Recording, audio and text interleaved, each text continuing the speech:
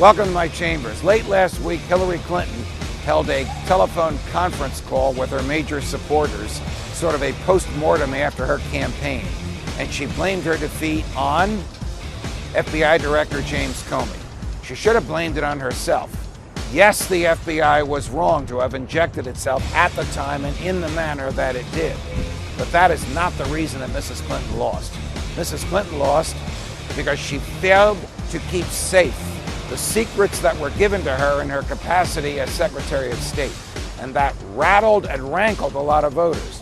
She also lost because she failed to perceive the alienation of the middle class, people that we have referred to as the forgotten man and the forgotten woman, who felt that the government was no longer their friend and was actively opposing them and making their lives more difficult.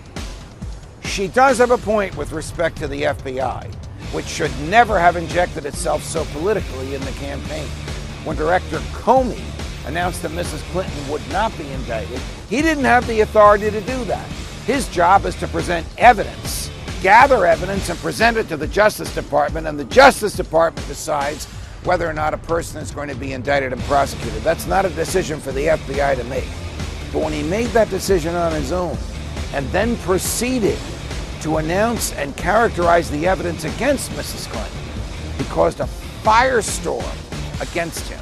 A firestorm fomented largely by the FBI agents in the case who had gathered this evidence, who were basically saying, if the evidence is so damning, why aren't we presenting it to a grand jury? Then, after they reopened the investigation a week before Election Day on the basis of Anthony Weiner's laptop, which turned out to contain nothing incriminating about Hillary Clinton, it was the improper injection of the Federal Bureau of Investigation into the nation's elective politics, a place where the FBI has no business. But it was not the reason Mrs. Clinton is still Mrs. Clinton. The reason for that is within her, and she knows it. Welcome to my chambers. Fight the good fight.